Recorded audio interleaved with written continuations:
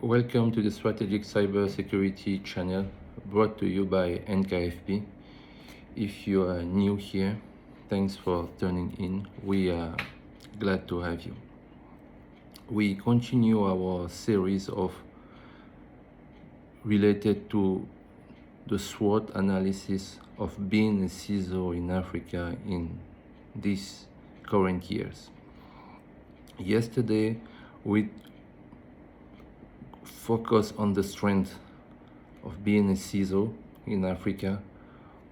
One of the strengths we can just quickly review the strength. We talk about exceptional market growth momentum, strategic business partnership positioning, the growing professional networks and regional collaboration. We have also an early stage regulatory influence.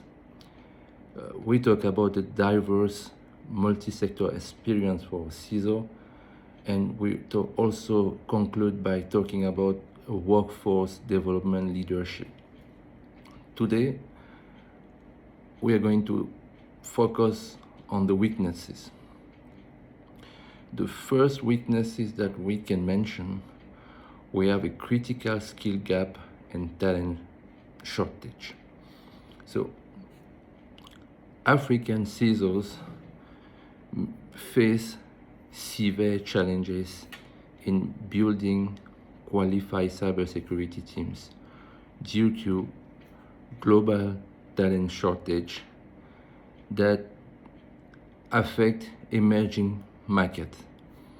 So the cybersecurity industry requires millions of additional professionals by 2030, and Africa experiences intense competition for limited talent, often losing skilled professionals to higher paying international opportunities. The second weakness we can talk about is the constrained budget allocation. Many African operations operate with limited cybersecurity budget. Why? Because as we say, this is a third generation. We are going through the third generation of CISO. The first two, early 2000, between mid-20s, they don't have strategic oversight.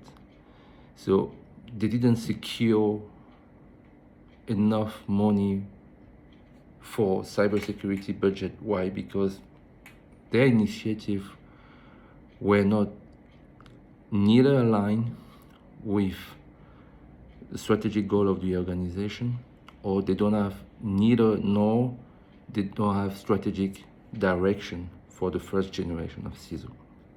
So many African organizations operate with limited cybersecurity budget. This will constrain the ability of CISO to implement comprehensive security program. So the financial limitation will affect advanced technology procurement, staff recruitment and retention, training initiative, and the development of modern security solutions to address evolving threats.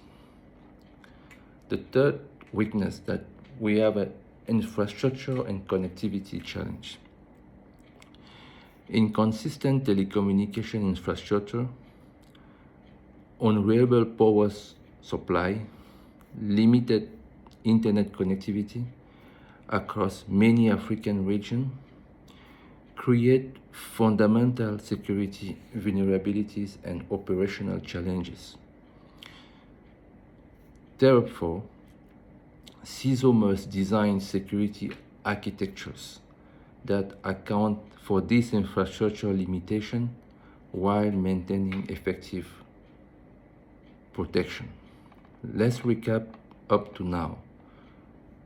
3 weaknesses: critical skill gap and talent shortage, constrained budget allocation, infrastructure and connectivity challenges. We can add on top of those three, we have a limited local vendor ecosystem.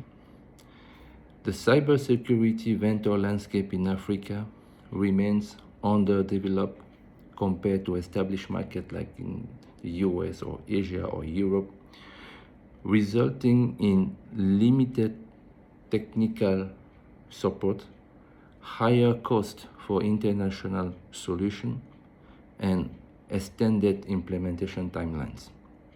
So this will increase the total cost of ownership of different solutions that has to be implemented.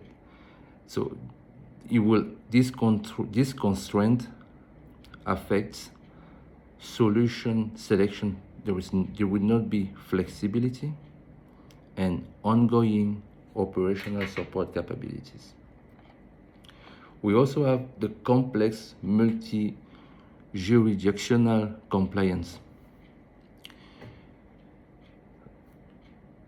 Once operating across multiple African countries, they requires sometimes navigating diverse and sometimes conflicting regulatory requirements. So this complexity will increase compliance cost, operational overhead, and demands specialized legal expertise while creating potential gap in regulatory coverage. Why? Because we have several different countries with different initiatives. Because let's face it, in 2014 in Malabo,